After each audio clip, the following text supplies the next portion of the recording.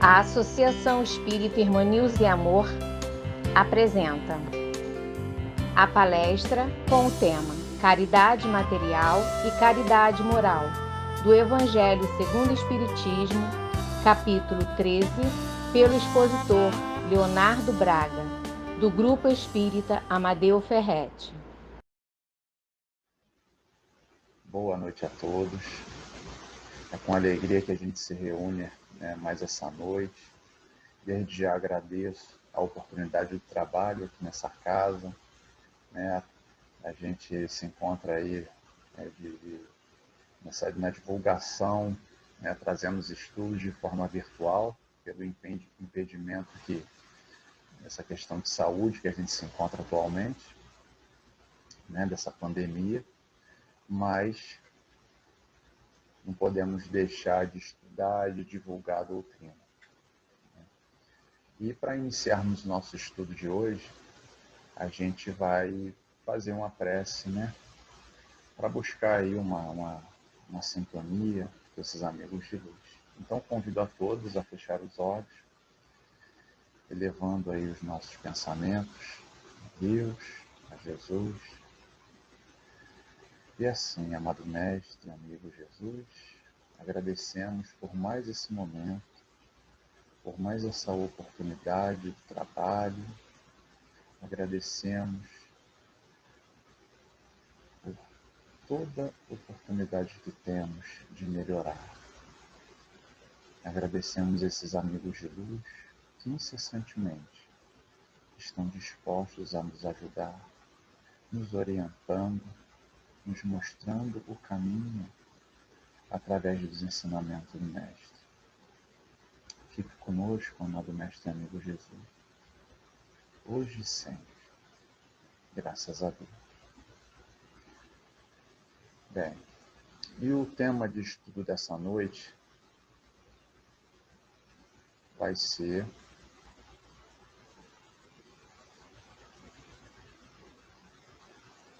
caridade moral e caridade material.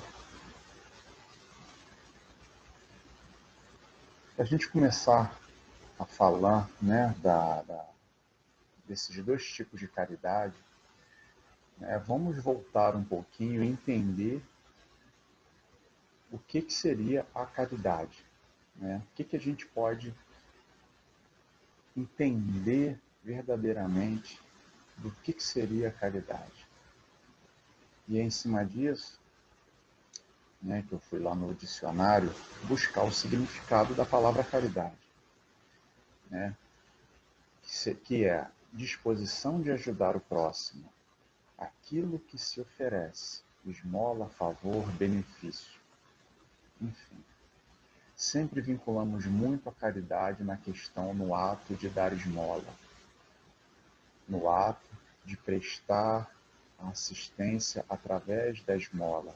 Sempre vinculamos a caridade, muitas das vezes trazendo da forma que a literatura nos informa, somente na questão de oferecer esse tipo de assistência. Muitas das vezes até ouvimos as pessoas colocando essa forma de caridade de uma forma até desprestigiada, de uma forma diminuída, colocando o outro até às vezes numa condição um pouco menor. Enfim, então temos aí a caridade trazida de acordo com a nossa literatura, onde ela coloca essas informações, dando essa definição. Mas Kardec, quando ele estava já estudando, codificando a doutrina, lá no Livro dos Espíritos, ele teve também essa dúvida sobre a questão da caridade. E ele pergunta na questão 886, ele faz a seguinte pergunta: qual o verdadeiro sentido da palavra caridade? Como entendia Jesus? Então ele faz a pergunta, não é da forma que a literatura da época dele, como agora também, trazia essa informação. Não era da forma que caridade era entendida entre as pessoas daquela época, como também, atualmente, muita gente entende de uma forma distorcida o que seria a caridade. Então ele foi ali na essência realmente do que é a caridade. E ele pergunta o verdadeiro sentido dessa palavra, mas como entendia Jesus, como Jesus nos trouxe através dos seus ensinamentos. E os espíritos superiores respondem de uma forma clara e objetiva. Benevolência para com todos, indulgência para as imperfeições alheias, perdão das ofensas. Então, os espíritos, quando eles colocam essa resposta do significado da caridade, ele traz aí um conjunto de virtudes que temos que ter para realmente desenvolver a caridade no seu verdadeiro sentido. Porque se vamos ser benevolentes, indulgentes e perdoar de forma verdadeira, exercer o verdadeiro sentido do perdão, para isso nós temos que ter um conjunto de virtudes. Jesus já trazia esse ensinamento quando ele subiu ao monte, trazendo as bem-aventuranças através do Sermão da Montanha, onde ele pontua várias virtudes, né, acerca que temos que ter, que vamos ter que alcançar para nos tornarmos uma pessoa de bem, um homem de bem, que é pontuado no Evangelho segundo o Espiritismo. Então a espiritualidade já vem trazendo, apontando essas 3 virtudes para exercermos a verdadeira caridade. E Kardec, no Evangelho segundo o Espiritismo, ele coloca essa... Olha como é que ele informa. Caridade. Sublime palavra que sintetiza todas as virtudes. És tu que hás de conduzir os povos à felicidade. Mas é interessante que ele coloca 2 situações que temos que desenvolver para exercer a caridade de forma plena, de forma como os Espíritos Superiores nos disse lá no Livro dos Espíritos. Ele coloca o seguinte: só há virtude se houver desinteresse. O bem tem que ser feito pelo ardor natural do coração. Então Kardec já aponta que se não houver o desinteresse, não há virtude, e se não há virtude, nós não estamos desenvolvendo a caridade como entendia Jesus, de forma benevolente, com a indulgência, exercendo perdão. Nós não vamos estar desenvolvendo a caridade dessa forma. Se houver um mínimo de interesse, já descaracterizamos a caridade de forma verdadeira, como é apontada, como é trazida pela doutrina espírita para a gente. Essa questão de praticar a caridade, muitas das vezes, né, colocada de forma equivocada, temos aí, observamos, né, conseguimos observar inúmeros motivos para uma pessoa estar realizando a caridade. Inúmeros. Muitas das vezes, né, praticamos a caridade para conquistar alguma coisa. Praticamos a caridade para buscando um prestígio na sociedade. Muitas das vezes procurando até mesmo nos promover perante alguma coisa. Então, a gente consegue observar que, nesse caso, a caridade não está sendo praticada da forma que tem que ser feita. Porque não temos o desinteresse. Em muitas vezes, infelizmente, temos o interesse por trás para estar praticando a caridade. Bem, benevolência para com todos. O que seria a benevolência para com todos? De acordo com o Evangelho, é o desejo de fazer o bem, de praticar o bem.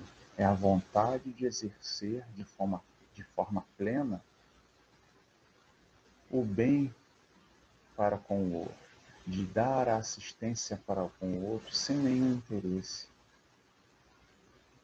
Então, a benevolência para com todos é esse desejo, é a vontade de fazer o bem.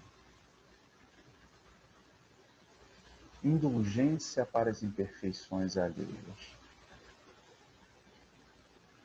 Lá no capítulo 10, no item 16, do Evangelho, tem essa mensagem aqui que fica aí para a gente refletir bastante sobre o que é ser indulgente para com o outro, que diz o seguinte: indulgência, sentimento tão doce, tão fraternal, não vê os defeitos alheios, e se os vê, evita comentá-los e divulgá-los.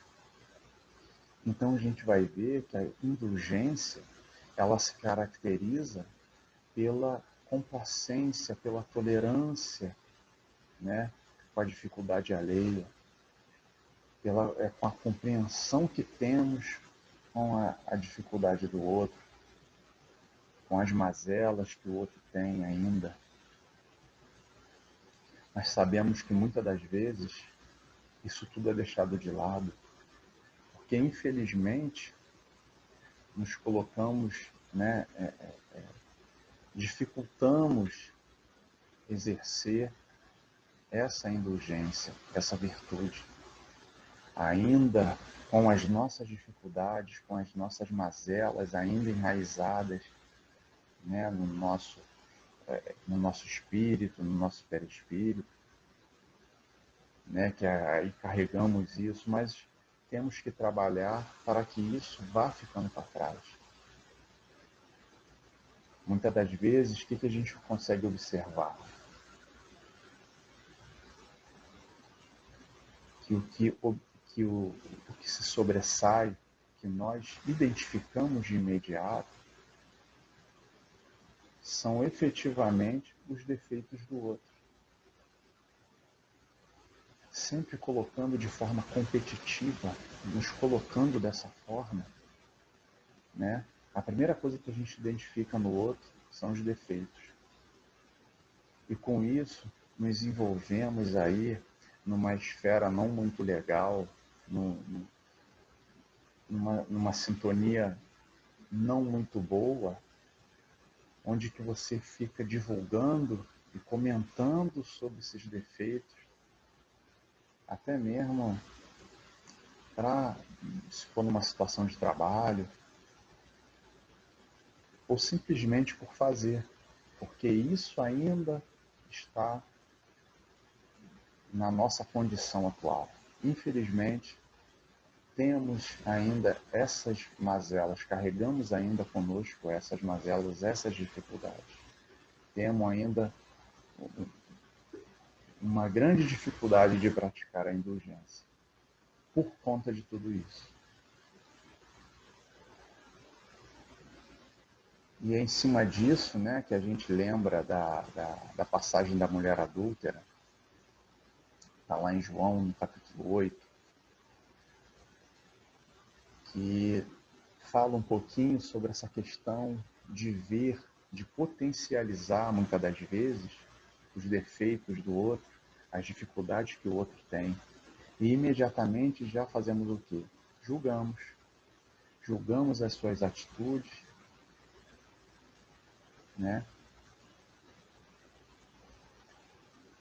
E aqui nós temos o seguinte, nessa passagem, só para a gente lembrar rapidamente, muita gente deve conhecer essa passagem, onde uma mulher é pega em adultério, pelos doutores da lei daquela época, e Jesus estava ali próximo daquele local.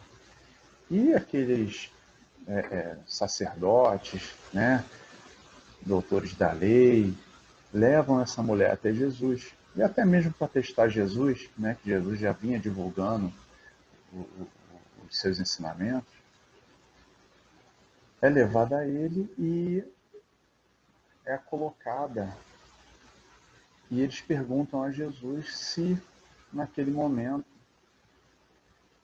o que ele achava, porque a lei daquela época dizia que ela tinha que ser apedrejada por estar praticando o adultério, né? Por ter sido pega praticando o adultério. E Jesus, muito tranquilamente, né, se dirige até aquelas pessoas, né, e começa a abaixar até o chão e começa a escrever no chão algumas coisas. Ele escreve ali corrupto, ladrão, e vai escrevendo algumas informações que caracterizavam aquelas pessoas que estavam ali para apedrejar aquela mulher. Só que quando aqueles homens começam a ler o que Jesus escreve, eles começam a largar a pedra e sai fora, né? Sai daquela cena ali. Só que em nenhum momento Jesus se dirigiu a nenhum deles apontando o defeito, a sua dificuldade. Ele simplesmente escreve. E cada um sabe onde o seu calo aperta, cada um já entende para si.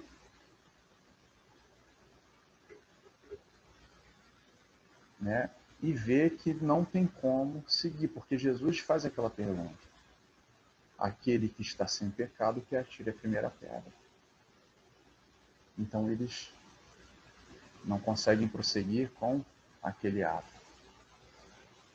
E Jesus também vira para aquela mulher e fala: se eles não a condenam, eu também não te condenarei. Vai, não peques mais. Enfim, fica aí várias lições voltadas, né, para essa questão de ser indulgente para com o outro.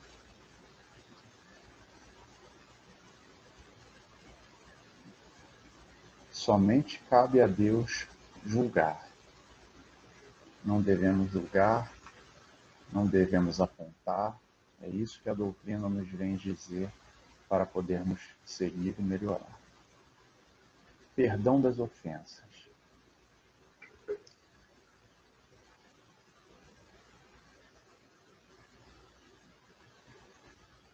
Bem, quando a gente vai falar de perdão, né, é bastante interessante, porque normalmente a gente sempre se coloca numa condição de vítima das coisas. Por mais que nós somos os autores das ofensas, a gente sempre tem um porquê, a gente sempre tem um mais, a gente sempre tem um não, para a gente não se colocar na condição de que realmente estamos errando. A gente sempre tem uma justificativa para sair dessa condição, nos colocando numa condição de vítima, né? Então é em cima disso que quando a gente fala de perdão, a gente tem que entender a forma que nós estamos trabalhando essa questão do perdão. E bastante interessante em cima disso, né, Richard Simonetti, no livro 70 vezes 7, ele nos traz uma ilustração através de umas frases, né, de como muitas vezes é praticado o perdão para com o outro. Muitas das vezes a gente vê que a pessoa diz assim: eu perdoo, mas não esqueço o mal que você me fez. Eu perdoo, mas não quero vê-lo nunca mais. Eu perdoo, mas Deus há de castigá-lo. Então a gente vê que normalmente para o perdão tem uma condição para que ele ocorra. E isso a gente vai observar que que não é o verdadeiro perdão, da forma virtuosa que temos que exercer. Fica aí a dica de como não temos, né, que praticar. Porque se você coloca uma condição para estar colocando aquele perdão, ele já descaracterizou todo, da forma que tem que realmente, da forma verdadeira como Jesus entendia. Né?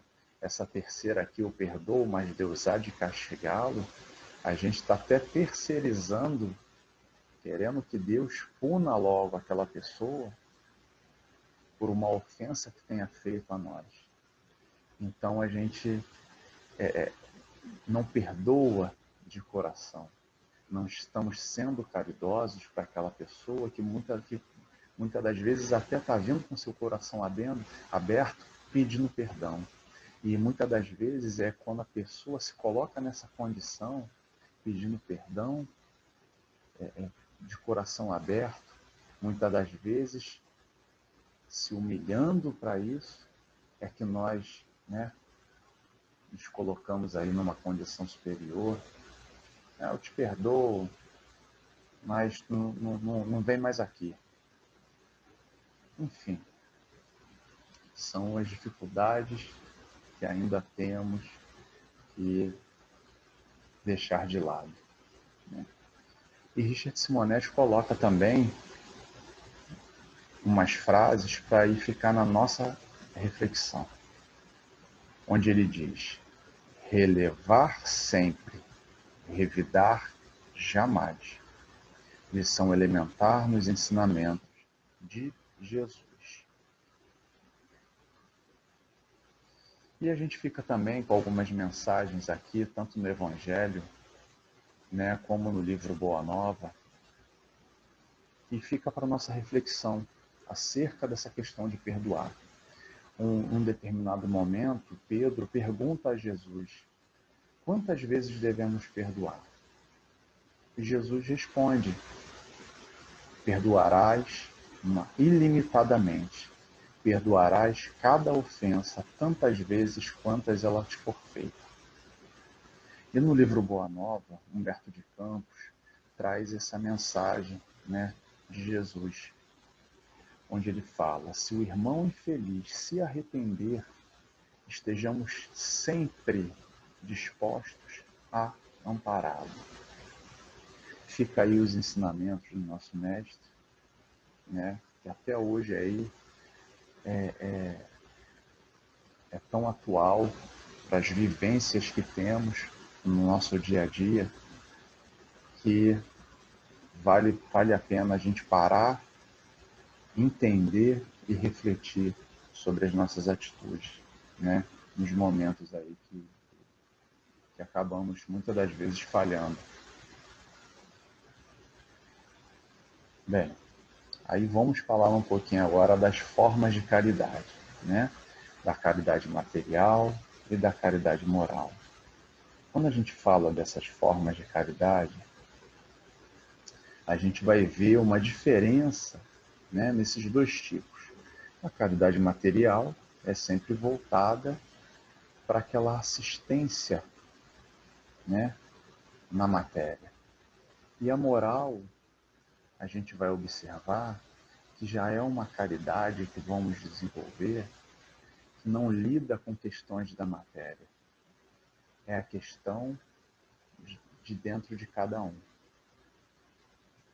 Bem, caridade material é pautada, né, na carência material que o nosso semelhante tem.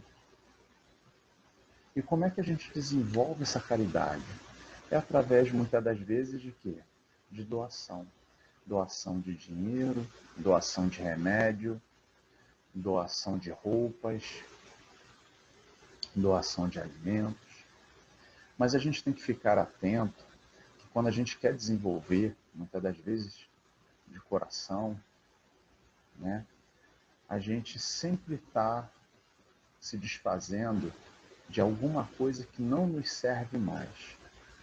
O exemplo de roupas, né, onde que nós temos ali às vezes uma roupa que já está desbotada, já apareceu uns furinhos aqui e ali, e a gente pega e fala, vou doar lá para o centro.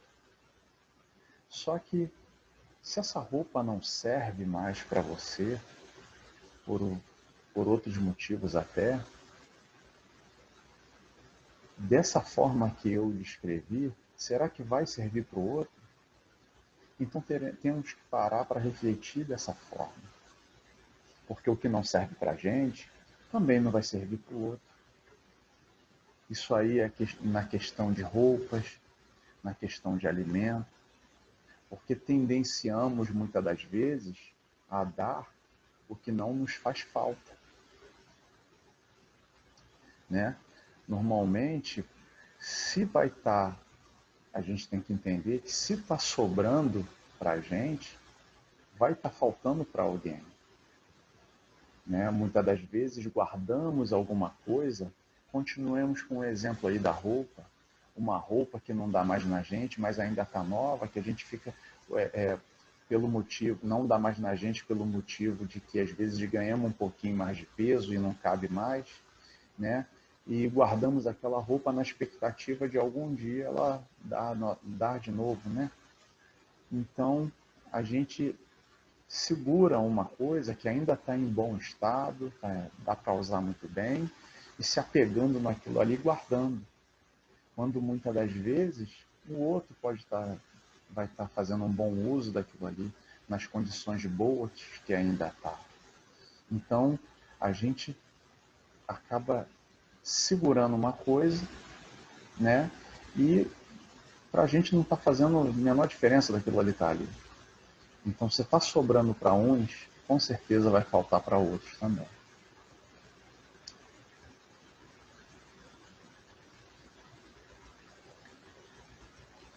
Caridade moral. Lá no Evangelho segundo o Espiritismo, né, Kardec nos aponta o seguinte: todos podem praticar, nada custa, materialmente falando, porém é a mais difícil de exercer-se. Enfim, é a mais difícil porque essa caridade moral ela vai depender de como nós estamos conosco, de como o que nós temos para doar do nosso coração. É a caridade que vai depender do tesouro do nosso coração, né? Como diz aí nos ensinamentos de Jesus. É o que a gente tem, não é nada material. Por isso é a mais difícil. Ela é exercida através de pensamentos, de palavras, de atos, né? As atitudes que a gente tem. Muitas das vezes, os pensamentos, né? A assistência que o nosso semelhante ali está necessitando não é de alguma coisa material. Então, através do pensamento, né? Através de uma oração, de bons pensamentos que a gente mande para aquela pessoa, a gente já vai estar exercendo essa caridade moral. Falando, mandando uma mensagem de bom ânimo para aquela pessoa, estaremos exercendo a caridade moral. Mas se não temos isso para doar de dentro de nós, se ainda não construímos isso dentro de nós, vai ser difícil. Porque a caridade material, a gente entrega muitas das vezes alguma coisa, né? Um dinheiro, muitas das vezes a gente nem fala nada. Muitas das vezes até julgamos em pensamento, estamos dando ali, fazendo assistência, julgando aquela pessoa por pensamento, né? Fazendo por fazer, daquela forma que vimos, né? Para se promover, mas por trás ali a gente vai dar um monte de justificativa para que aquela pessoa não necessitaria estar naquela condição. Enfim. Então a caridade moral, ela tem um conjunto de coisas que necessita para que ela seja exercida de forma verdadeira, né? E até mesmo se a gente não tem muitas das vezes, né, um dinheiro, né, está num sinal, a pessoa vem pedir, e se você não tem um dinheiro, que pelo menos fale de forma tranquila, de forma acolhedora, né? Não já despachando a pessoa. Isso também é ser caridoso. Você não tem ali naquele momento aquele dinheiro para dar, mas você pode, né, no mínimo, estar recebendo aquela pessoa ali, quando vem te pedir, de uma forma tranquila, de uma forma fraternal, não já despachando de qualquer jeito e julgando, né? Em cima disso, nós temos aí um exemplo, né, bastante interessante, que tá lá nos Atos dos Apóstolos, no capítulo 3, né, num determinado momento que Pedro e João se dirigiam ao templo, e na entrada do templo tinha alguns pedintes ali, né, alguns mendigos, né, e tinha um que tinha uma deficiência, era aleijado desde nascença, e ele era levado ali pelas pessoas, era colocado ali na porta do templo para pedir esmola, né, para ficar pedindo. E quando ele vê Pedro e João, né, vindo para entrar no templo, ele chama ele pedindo uma esmola. Pedro então se aproxima deles, né? Pedro e João se aproxima dele naquele momento e fala com ele: olhe para nós. E aquele pedinte naquele momento até cria uma expectativa de receber, né, alguma moeda. E Pedro continua: nós não temos nem prata e nem ouro, mas tudo que eu tenho aqui eu te dou. Em nome de Jesus Cristo, o Nazareno, levanta-te e anda.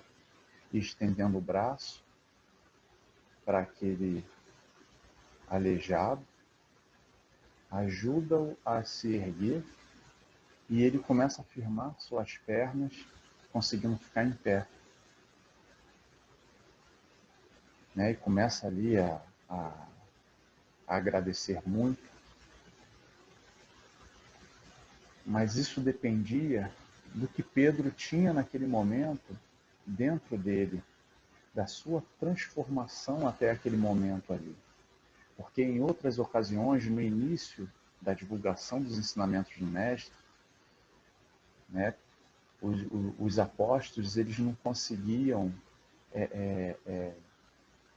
fazer, né, eu lembro de uma passagem que um menino estava, né, sofrendo ali, né, com o entendimento que a gente tem hoje, um processo obsessivo muito grande, e os apóstolos são chamados para tirar, né, para afastar aquele espírito, e eles não conseguem fazê-lo, chamando Jesus, né, para realizar aquele feito. Enfim, e a gente vê, né, depois daí da transformação, né, depois da modificação, o que conseguimos fazer. Esse fica aí o exemplo, né, de Pedro, de João, de tantos outros apóstolos e de outros também que vieram depois, né, como Chico Xavier, que são exemplos aí a ser seguidos. Temos aí também o grande lema, né, da doutrina trazido aí por Kardec na época da codificação: fora da caridade não há salvação. Mas a gente tem que entender essa questão dessa salvação, né? Será que é uma salvação de buscar, de nos salvar e ir para um lugar melhor, um lugar especial, um lugar específico para esse tipo de pessoa, né, que consegue essa salvação? Enfim, e o que a gente vai entender é que a salvação que ele se refere é salvarmos de nós mesmos. é nos salvar das nossas dificuldades que carregamos, das mazelas que ainda temos enraizadas, né, em nós, de longa caminhada que nós temos aí, de tantas encarnações, mas que temos que procurar essa transformação. E essa transformação ela só vai vir através da caridade, através desses ensinamentos que a gente viu, né? Essa transformação ela chega. E uma vez que conseguimos nos transformar, né? Transformar o indivíduo num homem de bem, aí sim conseguiremos alcançar essa salvação. Mas isso nada mais é do que a reforma íntima que temos que realizar.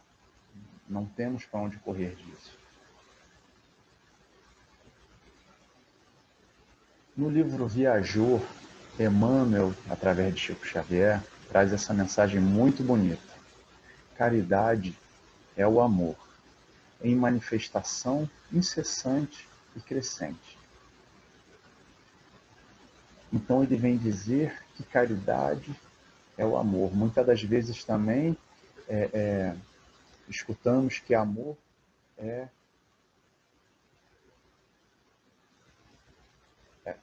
que a caridade é o amor em ação. Desculpa.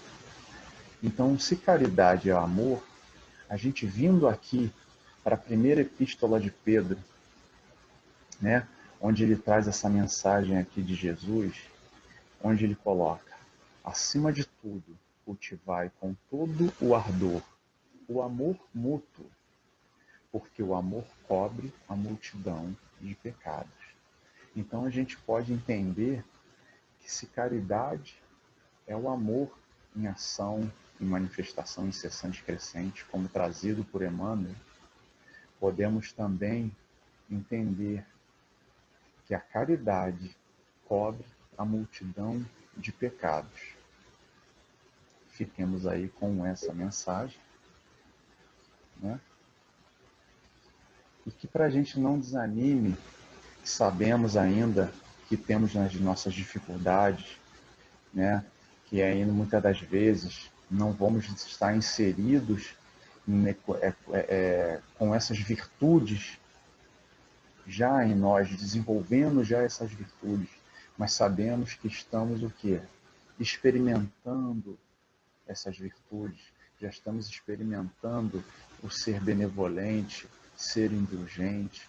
Com certeza, em determinados momentos, conseguimos praticar essa caridade, né, sem interesse nenhum, né? Então já viemos buscando, já estamos exercendo essa toda essa virtude. E Kardec coloca isso para que a gente não desanime, né? Ele coloca, reconhece-se o verdadeiro espírita pela sua transformação moral e também pelos esforços que fazem para domar as suas más inclinações. Que, na verdade, são esses esforços que temos de estar experimentando, né, essas virtudes. E para a gente estar fechando, tem essa mensagem de Paulo, que está na primeira epístola aos Coríntios, que é muito bonita, que vale aí para a nossa reflexão, né? E eu vou ler aí para a gente. Ainda quando eu falasse todas as línguas dos homens e dos anjos, se não tiver caridade, seria como um metal que soa ou como um sino que tine. Ainda quando tivesse toda a fé possível, até o ponto de transportar montanhas, se não tiver caridade, nada sou. Ainda que houvesse distribuído meus bens para alimentar os pobres, e houvesse entregado meu corpo para ser queimado, se não tivesse caridade, tudo isso de nada me serviria. A caridade é sofredora, é benigna. A caridade não é invejosa. A caridade não trata com leviandade, não se ensoberbece, não se alegra com a injustiça. porém se alegra com a verdade. Ficamos aí, então, com essa mensagem, fechando o nosso estudo dessa noite. Ficamos com o amparo do nosso mestre amigo. E nessa harmonia, envolvidos nessa harmonia, vamos fazer a nossa prece de encerramento. E assim, amado Mestre Jesus, agradecemos por mais esse momento de aprendizado, por mais esse momento envolvidos nesse amparo amigo. Vamos sempre buscando o auxílio desses irmãos, trabalhadores da tua seara. Pedimos, amado Mestre, que continue sempre conosco, nos auxiliando, nos orientando, para podermos fazer as melhores escolhas. Obrigado, amado Mestre Jesus. Continue conosco. Que assim seja, graças a Deus.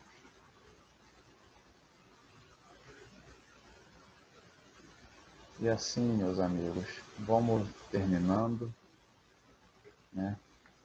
Terminamos aqui o nosso estudo.